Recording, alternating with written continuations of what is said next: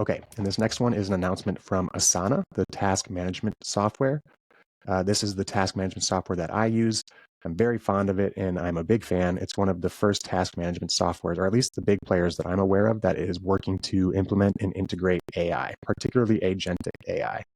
And they have done this by announcing the Asana AI Studio, which they call a no-code builder for designing and deploying AI agents in critical workflows. But as we have projected or predicted on the show before, all of these software and tools that we're using in our day-to-day workflows are eventually just going to be agents. And that's my belief. And it's starting to materialize, I think, a lot faster than any of us, even us AI early adopters, expected.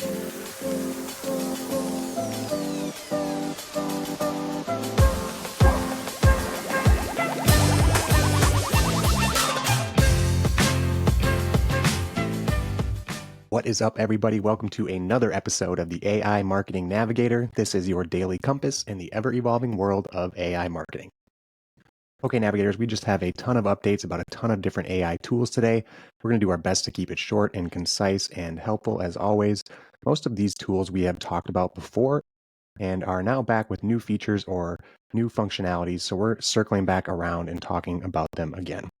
First is the AI image generation tool called Ideogram, which we have done an episode on, and Ideogram has introduced a new feature called the Canvas, the Ideogram Canvas. Of course, I'll link to the X thread where they announce this feature, as well as give some examples of the new capabilities. Definitely check out the thread. They started with an announcement saying, "Today we're introducing Ideogram Canvas, an infinite creative board for organizing, generating, editing, and combining images." This is an entirely newly designed interface within Ideogram. They're seeking to streamline creative processes for designers using this tool, which we gotta love. And they're also introducing a feature called Magic Fill. And this is an Inpainting tool. And we talked a little bit about Inpainting. It's going to allow you to change or swap out specific regions or elements of your image.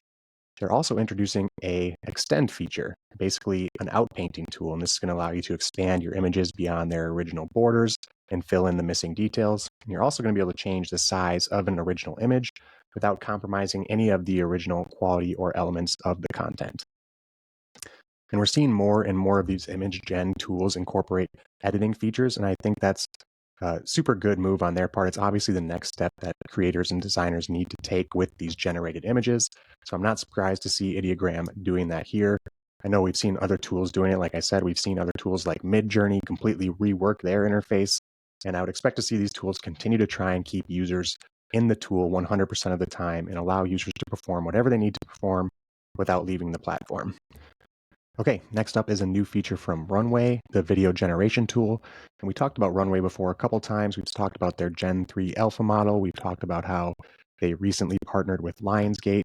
And just 2 days ago, on October 22nd, they announced Act 1, Runway Act 1. And this is a new method or functionality for animating or generating expressive character animation for performances, particularly facial movement and speaking and facial gestures.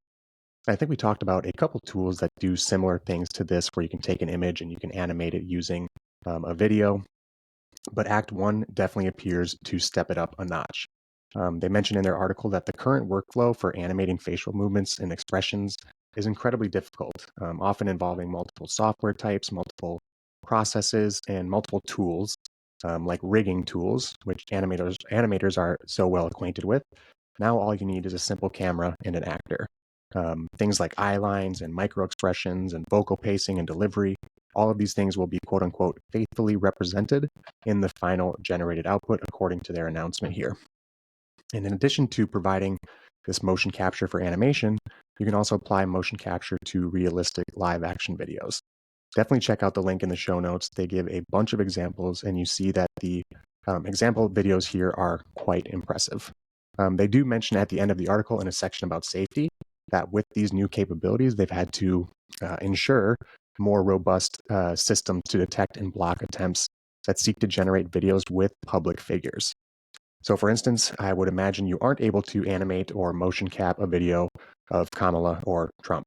So if that's where your minds went, first of all, shame on you. Second of all, too bad, you can't do it. Next up, okay, the update from Canva. And this was their Droptober feature set that just dropped a couple days ago. A bunch of new products and features, but primarily the one we're going to talk about is DreamLab. And this is Canva's new generative AI capability and functionality. It is powered by Leonardo.ai, which Canva just recently acquired. We talked about that too. And now, right from within Canva, you're going to be able to generate your creative assets. According to the article here on businesswire.com, which is linked in the show notes, you can quote unquote generate multiple variations in more than 15 different styles, including 3D renders and illustrations. You can use an existing image as a style reference to more precisely influence the output. This unlocks possibilities like generating stock photos in your company's style. And according to the article here, you can create complex multi-subject images and photorealistic portraits. So again, and this is all being done with the Leonardo integration that followed their recent acquisition of Leonardo, and they're very quickly able to fold in the features and tools. So that's really cool. And it's only one of several updates and features and announcements from Canva as part of this Droptober feature set. So definitely check out the link in the show notes or cut here, or go check out your Canva portal to get the latest. Okay, and this next one is an announcement from Asana, the task management software. This is the task management software that I use.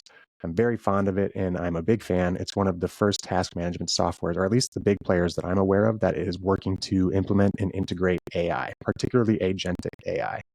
And they have done this by announcing the Asana AI Studio, which they call a no-code builder for designing and deploying AI agents in critical workflows. So now, as you're creating your tasks and your projects and your workflows, you can create them with customizable AI agents that are going to perform specific actions on those tasks. They give us some example use cases here from their announcement on investors.asana.com. Definitely check out the link, give it a full read to get all the details. But for marketers specifically, they give us a few different use cases.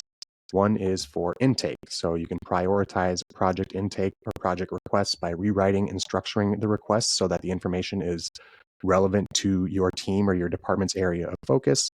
For planning, you can conduct research to inform project work. So according to their post here, you can draft briefs to align cross-functional teams on deliverables and timelines. And that's pretty powerful, I think. It sounds like a lot of the research-based AI tools and agents that we've talked about before, like Clay or Perplexity. Now for each individual project, you can back it up with some research, and that sounds pretty powerful. For execution tasks, these agents can draft content such as blog posts or emails. They can facilitate reviews and approvals. They can translate content, and they can ensure project assets meet brand guidelines. And then lastly, this agent can even run some reporting for you. They say here that the agent can categorize and tag work so that reporting is always up to date with consistent and accurate information for real-time decision making. Now, they also go into some use cases for operations teams and IT. So again, check out the link in the show notes.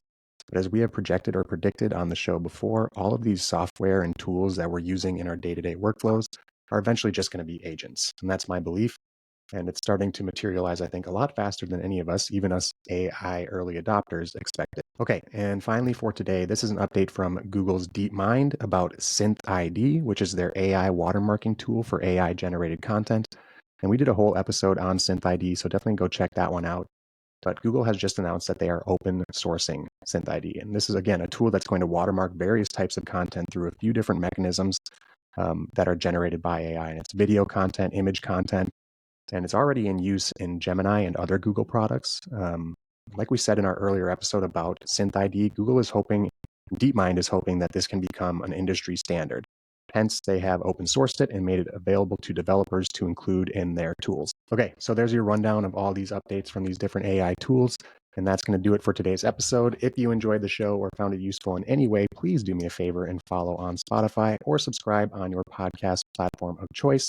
A review on top of that would be even more appreciated and is so super helpful to the show. So until next time, and as always, thanks for joining me, and remember to stay curious, stay consistent, and keep navigating forward. Bye.